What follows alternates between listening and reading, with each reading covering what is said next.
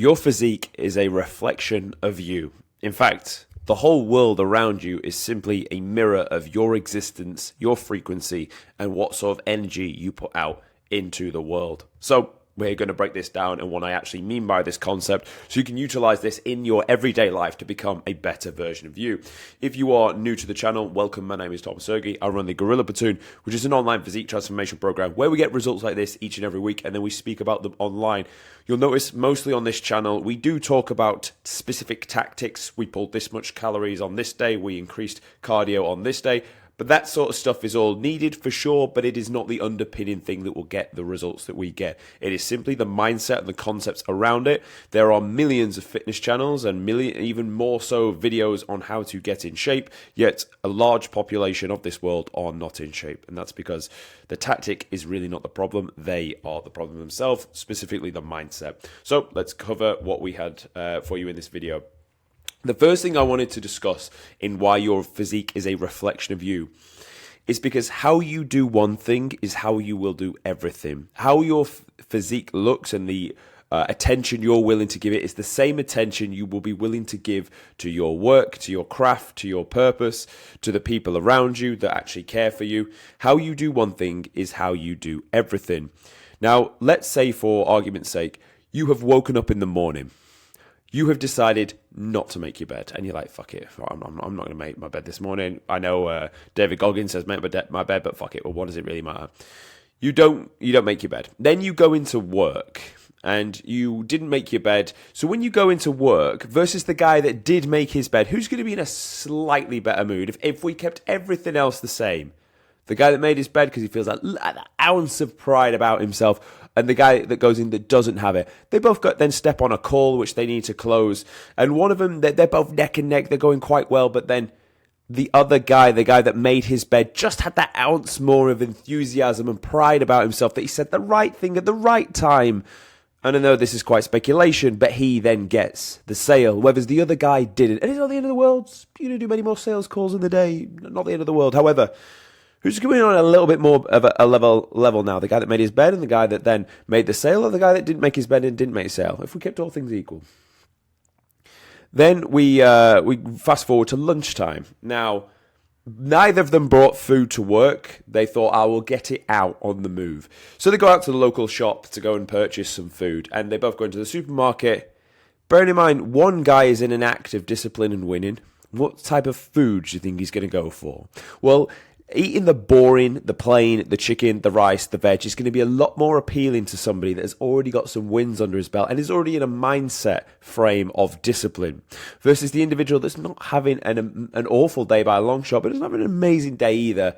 It's going to be less appetizing for him to eat the clean food. So he might just get a chicken and rice meal, but he might layer it in sweet chili sauce. That's a minute difference, an absolute minute difference. But a difference nonetheless. Fast forward to when these guys finish work, they both go to the gym, and because one guy's in a disciplined mood, he's going to think, fuck it, it was scary. It was scary doing that Smith machine back squat of like 3 plates the other day. I like nearly prolapsed my own fucking arsehole on the way back up, but you know what? We got 9. Let's stick a little bit more load on. Versus the guy that's not really in a winning mentality for the day. Is he going to put that extra weight on the bar? Probably not. Probably not going to. Probably just going to do what he did last time, maybe maintain. They both go home to their partners. Now, who's going to be a better family man? The man that has been winning all the way through the day, making his bed, getting a deal, extra weight on the bar, ate the cleanest food, versus the guy that's not losing by a long shot, let's be honest, but this is the reality of most people's days. He's not been winning either. Who's going to be a better person to be around? Who's going to be radiating a better frequency? The guy that's been winning or the guy that's been losing? Probably the guy that's been winning. So we can see that minute differences make a sheer big difference when you compound them over the day, because one thing leads to another. How you do one thing is how you do everything. You making your bed is the same as you putting that extra bit of load on the bar, even if it scares you. You make your bed is the same way you give that extra ounce of enthusiasm on that call and you get the deal. It's the same way you go above and beyond to listen to your partner for 30 more seconds and let her rant about whatever fucking bullshit you don't care about, but you want to make her feel heard, so you listen to her. You understand which person is going to be better off in this situation. So as a hard rule of thumb, If your physique is not in good shape, I can bet my bottom dollar your room is not tidy. I can bet my bottom dollar your car fucking footwells are also scruffy as well. I can bet my bottom dollar your fingernails are probably a bit longer than they should be. And therefore, I can bet my bottom dollar that you're a little bit less of a trustworthy person, a little bit lazier than I would probably want to be hanging around with. How you do one thing is simply how you do everything. If you are winning in all realms of life, it is a reflection of you and how you are. This is why your physique is a reflection of you, and it symbols how you do one thing is how you do everything. The next point we want to discuss is your standards. This is what you are willing to accept for yourself. This is a direct reflection of how you will see yourself in the world as well. You will say, or I will say to you, my standard is every 7 days I have to get a haircut, because any longer than that, it just looks scruffy. I don't like it. My baseline standard for this is 7 days. For the cleanliness of my room, there are too many bits on the floor on day 5. So on day 5, it must be fucking clean by me or somebody else, but it needs to be cleaned. You will only go so far without a certain drop of figure in your bank account. You'll be like, right, enough is enough. No, like luxury spending here, there, and everything on little like cute fucking croissants out and shit. None of that's going to happen. We're rigid. We only spend on food that we actually need because it has dropped below our baseline standard. Where I'm going with this is the only difference between you and people that are in great shape is simply just the standard they are willing to accept for their physique. I am not willing to accept. Well, I definitely wasn't willing to accept looking like this for much longer. This was 2020, and this was literally like a month ago. In fact, not even. This was about 2 weeks ago. I was not willing to accept the size or lack of size around my pecs, arms, and traps. So I did something about it, and I relentlessly trained in the gym. Here I'm about 81, 82, and here I'm about 69. Still the same height. I didn't actually grow any more in height, but I did grow in chest size.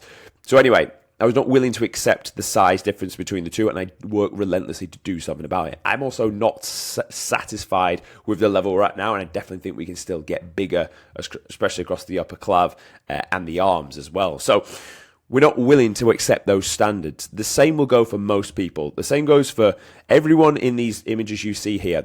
They got to a point where they thought, enough is enough. I'm going to do something about it and get someone to take me and direct me on the right path towards the goal. They looked at themselves in the mirror in these starting photos and thought, enough is enough. Something is time to change. And I know I have a lot more potential to give. Now it's time to tap into that. The reason why most people never really yield this is simply because they're too fucking lazy to do so. They think that this is okay for me, so I'm okay. Because let's be honest, unless you had the same mindset as these people, that enough is enough, it's time to change something about it, you're probably okay with how that physique looked. For the longest period of time, you've been okay with it, and that's why you've done nothing about it. If I look at any issue in my life right now that has not been fixed, I literally think it's because for the longest of time, you've been okay with it. So you cannot moan and be like, yeah, I definitely do this. Because if it was that painful to you, you would get it sorted. Just like, I don't know, if you woke up one day and you had 2 fucking heads, you'd probably go to the hospital like, I've got 2 fucking heads. Like, this is painful. What am I going to do about this? There's 2 of me now yapping down this camera. Yeah? So you'd have to go and sort it out. It's the standard that you're willing to accept for yourself. The downside is most people have low standards for themselves because you know you didn't wipe your ass properly on that fucking random Tuesday. You know where you cut that corner of life. You know where you cheated someone out of something. You know everything about you. I don't know everything about you, but you know every single thing about you. You know all your downfalls. And the only way to truly change how you see yourself is simply just through doing the daily disciplines long enough. I now look at myself as someone that will turn up every day if I say I'm going to do it, because I filmed a YouTube video every day since the 29th of January 24, so over a year now of daily uploads. I know if I say I'm going to do that, I'm going to get it done because I've built the discipline up. However, a year before the 29th of January, I was actually still slightly posting to YouTube, but a bit sporadically. And I wasn't that guy yet. I hadn't developed those traits of someone that is willing to turn up every day and give value to the world. So you must do the discipline first to develop how you see yourself. Then because you see yourself in a higher standard, your physique will reflect that. Because you're like, well, I'm a fucking man of discipline. I'm not accepting like 13-inch arms, 14-inch arms. I'm going to need to fucking change that. We need to sort this shit out. So that is the second reason, your level of standards for things. The last thing is that your body is your flesh business card. And really, what you're showing is, if it is a lower like representation of you, you have less to offer in the world. Because let's be honest, whether you like it or not, whether you say you do or don't, human beings, for the longest of time, for a survival reason, have been judging other human beings on initial interaction. It's the same reason why you can say, oh, I don't judge a book by its cover, but your body will judge a book by its cover for you.